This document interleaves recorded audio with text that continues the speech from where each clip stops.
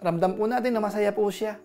Minsan may kasamang siko pa nga po eh. Expecting that my crush will become my leading man. Actually, itong portion na ito, nahirapan ho akong intindihin talaga.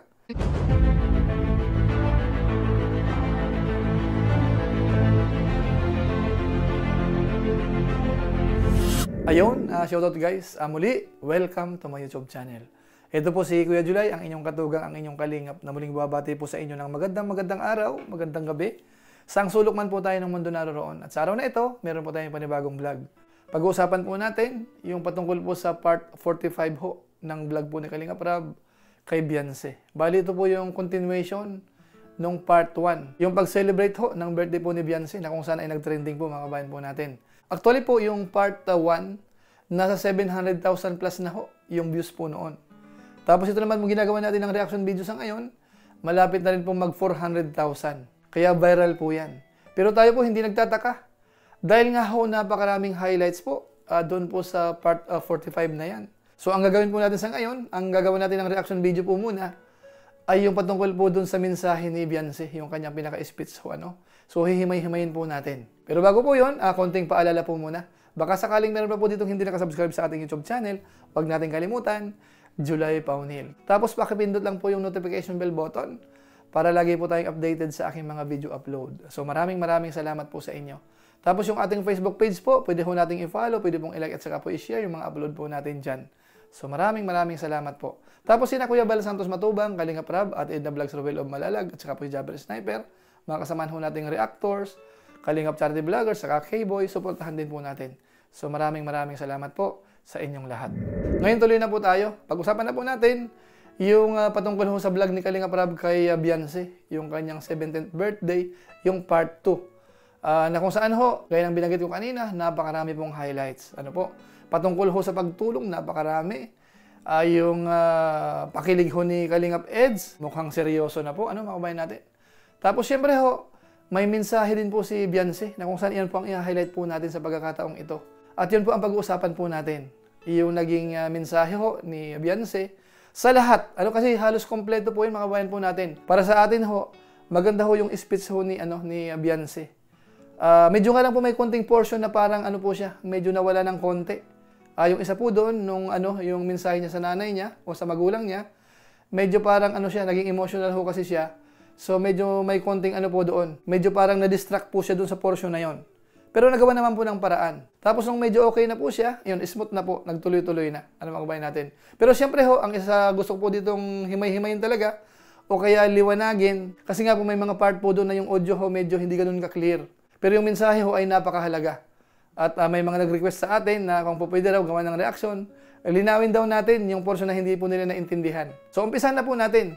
Bali doon po sa umpisa ng kanyang ng kanyang speech, in-address niya po sina Kalingap Rab, sina Kuya Bal, Kalingap team po, mga bayan po natin yung pinaka-intro niya. I would like to express my gratitude from the bottom of my heart for saying thank you very much for coming. Kalingap teams, to our founder, Kuya Bal, Ate Edna, Kuya Rab, Ate Jack, and to all of the people who came here tonight, your presence was really appreciated. Tapos, inisa-isa niya po. So, doon po natin umpisan, yung unang in-address niya po patungkol sa magulang. So, panoorin po muna natin, mga kabayan po natin, yung portion na yan. To my parents, who always there for me, no matter what happened, they are the reason why I am here, standing in front of you. Thank you very much, Mama and Papa.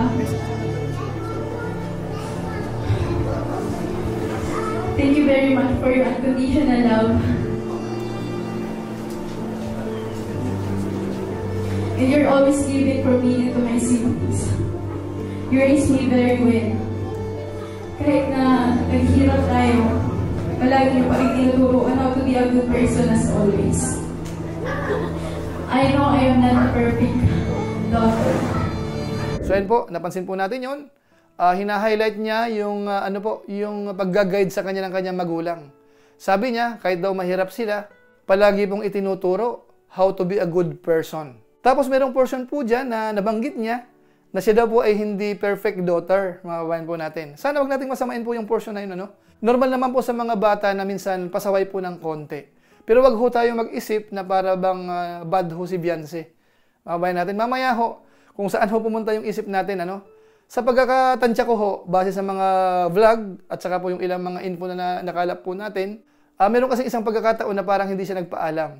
Tapos lumabas po sila. So sa pagkakatanda ko ho, isa po yun sa parang inihingi niya po ng sorry sa kanyang magulang.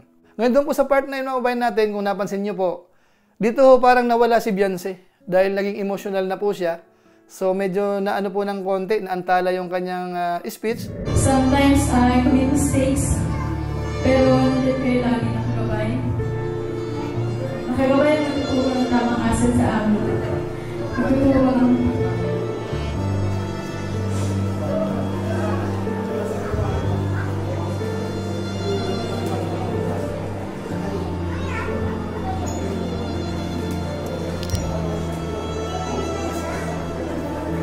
Tapos nagawa naman po ng paraan. Nabanggit niya po yung pasasalamat po sa magulang at mahal na mahal niya. Mama ko naman po kayo. Salamat mga kasi kahit may mga pagkakamali akong nagawa na nandiyan pa rin po kayo. Lagi niyo kami ginagabayan ng mga hindi niyo po kami pinapabayaan.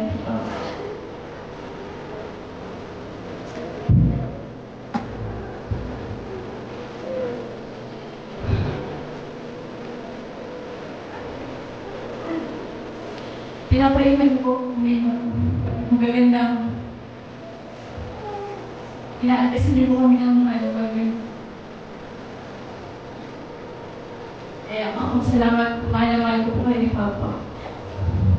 Yan po yung mensahe ni Beyonce ho, dun sa kanyang mga magulang. Ngayon pupuntahan naman po natin yung para kay Kuya Bal Santos Matubang at saka po kay Ate Edna.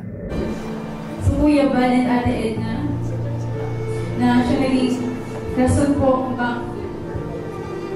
kung bakit meron pong ganito. Sobrang po ako nagpapasalamat sa inyo, kay Kuya Bal, kay Ate Edna. Kuya Bal, Ate Edna, na siya naging rason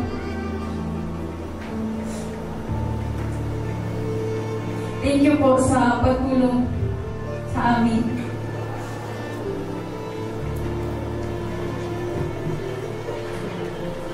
Sobrang thankful po ako sa inyo, lalo na po sa mga pagtulong na ginagawa ninyo. Sa katulad ko at sa libo-libong katulungan nyo, isa po kayong tunay na bayani para sa akin, Kuya Bal. So yan po mga kabayan po natin, ang sinabi ni Beyonce po dyan, sila yung naging rason kung bakit nagkaroon po ng ganyang event o kaya mga blessings na natatanggap po ni Beyonce. Sabi nga ni Beyonce, tunay na bayani po sina Kuya Bal Santos Matubang, mga kabayan po natin. At siyempre po, nabanggit din po si Dr. Love at saka po si Patrick, na kung saan sila naman po yung naging dahilan para mailapit naman po kay Kalingap Rab. Kay Kuya Patrick at Doc Love po na nag-refer sa akin para mabigyan pa po kami ng tulong. Sobrang salamat po. Ngayon, puntahan naman po natin yung kanyang mensahe para kay Kalingap Rab at saka po kay Jack.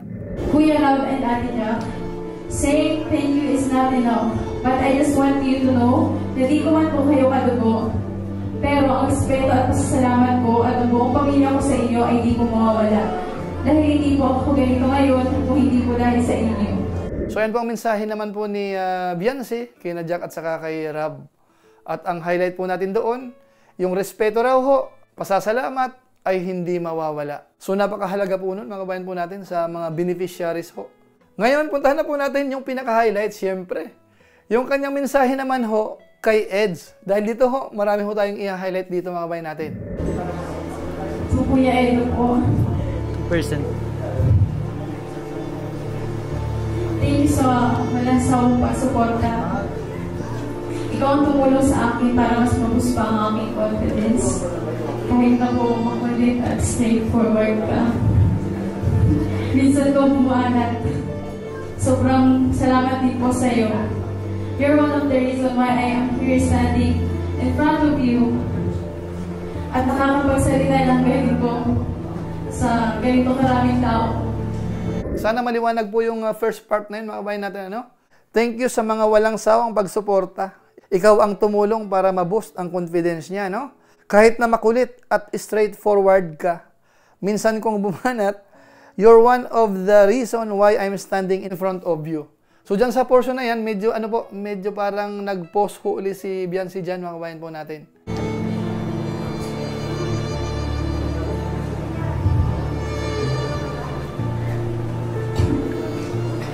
Ngayon ituloy po natin, dahil binanggit dito, yung parang hindi magsasawang magbigay ng advices, si Kalingap Eds. Ito po yon. I hope na hindi ka magsawang magbigay ng mga advices and helping to boost more my confidence. I really appreciate all the efforts at mga pagtutsaga mo para sa akin. I don't know how to express it, but I know you can see it through my eyes.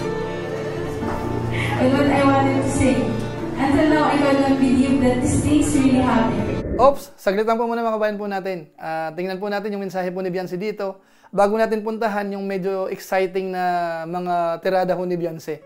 Sabi niya, I hope hindi ka magsasawang magbigay ng mga advices to boost my confidence. I really appreciate it.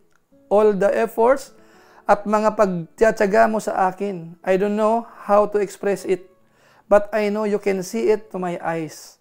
What I wanted to say, until now, I couldn't believe that things really happened. Ano nga kaya yung mga kabayan po natin? So ituloy po natin.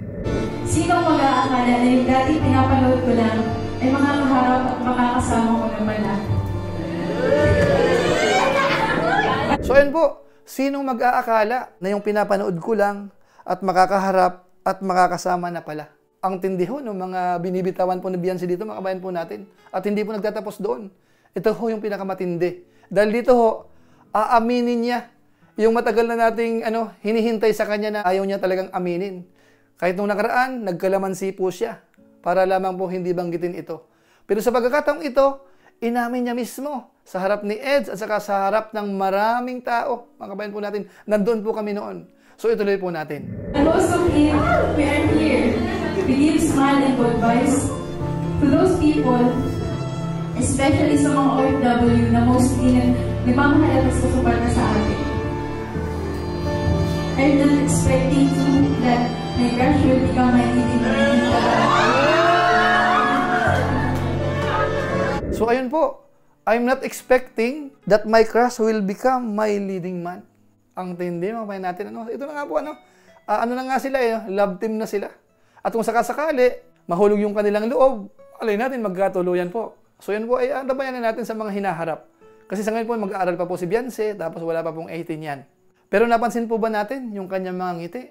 Ramdam po natin na masaya po siya. Minsan may kasamang siko pa nga po Kung inyo pong napansin po yun. Ngayon, ituloy pa po natin. Actually, itong portion na ito, nahirapan ho akong intindihin talaga. Hindi ko nga po sigurado kung tama pa rin po yung pagkakaintindi ko.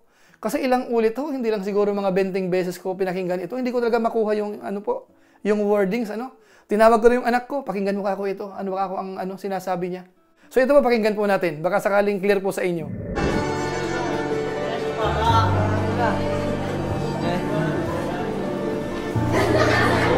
Sana, grabe yung bitaw mo Talaga nag-consider pag kumilos mo. Like before, you didn't notice me that I exist, but look. Now you can resist me. So yan po, sinabi niya, you cannot resist. Pero dun sa first part ho, ano ho ba ang intindi natin? Ang intindi ko ho, like before, you did not bless me that I exist. Tapos may karugtong pa po yun Parang but you can. Parang yun po yung parang dinig ho natin. Pero doon po sa second sentence o kayong karugtong, maliwanag po doon. Now you cannot resist. Kaya yun nga po, nagtawanan nga po yung audience ho natin. Ngayon ituloy pa po natin. Kasi pinakita dito ni Biancy na parang safe ho siya. At isa po si Ed sa mga blessings na kanyang natanggap. Ito po yun. Feeling ko, I'm always safe. In our journey as a Kalingap Love Teams, you're one of those blessings I got.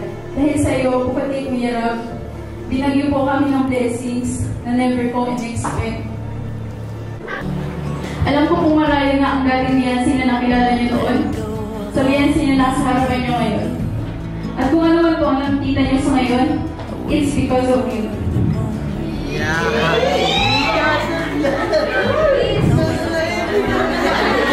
So yun po, sabi niya kung ano man po ang nakikita, yun po ay dahil kay Eds din, mga kababayan po natin. At dito po, parang may konting sigo po uli, mga kababayan natin. So ituloy pa po natin. In 16 years of my life, we struggled a lot. We faced many challenges in life, but as the days passed, those experiences helped me to become more stronger and taught me a lot. Mamulat na tulungan ng hirap man ang buhay, basta magniwala at mag-pray lang kay God. Darating ang araw na lahat ng desires ng ating puso, basta para sa ipagbuti. I granted ni Lord, we just need to wait the right and perfect time. And all our prayers and wishes will all be granted. Just like what happened. Minsan na halos di ko po naisip na I will become one of the member of those Kalingap Angels. I just have a simple dream, not for myself, but for my family. At yun ay magkaroon kami ng bahay na malayo sa dagat. Dahil struggle po talaga ang tumira po sa dagat. Alam niya kung kailan ang perfect time. That's why ito po, binigay niya sa amin ang Kalingap na siyang nasumapit po maraming blessings na dumarating po sa buhay namin. Money, house, and land, and the bonggang birthday celebration ko po ngayon. Akala ko hanggang pumarap lang po. Pero dahil po sa Kalingap, lahat ng ito ay ito na po.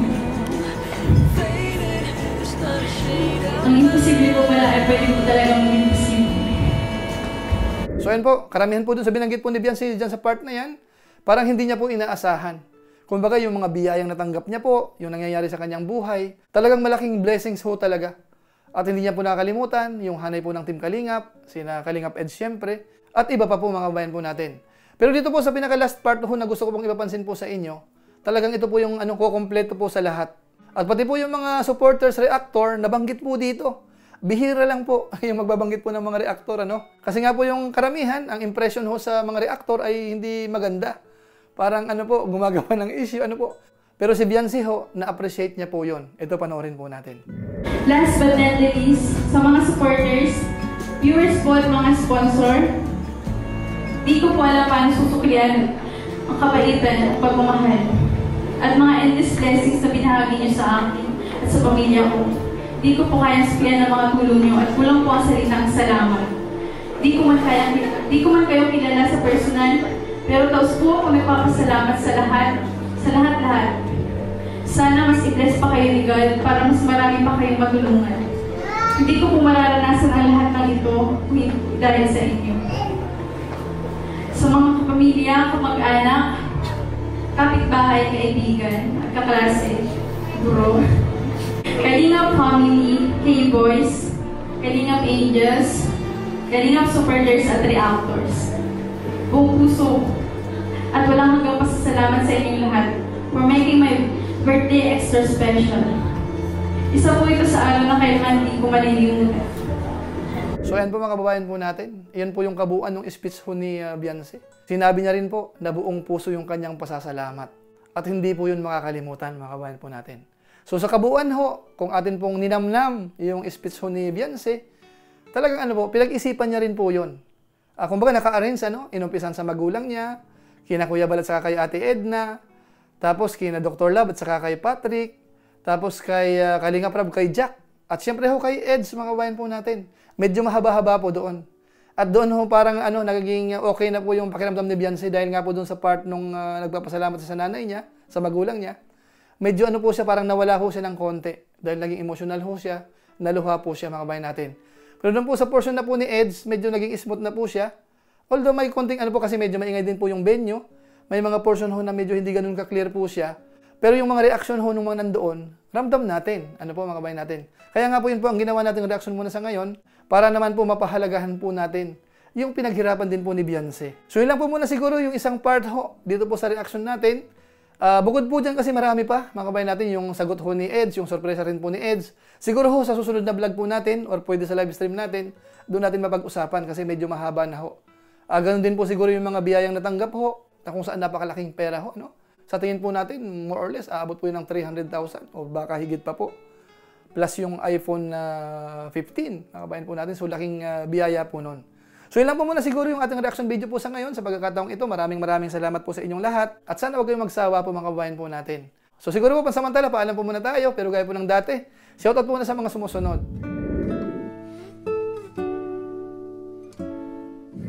Tapos maraming salamat din po sa aking mga kasamaan po sa COOS, Kalingap OFW Organic Sponsors. Sa inyo pong mga pagsuporta din po sa mga pabahay program ni Kuya Val Santos Matubang at saka po ni Kalingap Rab. Tapos syempre yung ating mga viewers, mga followers sa Facebook page po natin, subscribers sa YouTube channel, laging nanonood po sa ating mga upload, kahit sa ating live streaming. Maraming salamat po sa inyo. So muli, ito po si Kuya Julay, ang inyong katugang, ang inyong kalingap. Na pansamantala nagpapaalam po muna. Kita-kita ulit tayo sa mga susunod ko pang vlog. Maraming salamat sa inyong walang sawang pagsuporta po sa ating YouTube channel. Pagpalain naman ng Diyos, mabuhay tayong lahat. God bless. Bye-bye!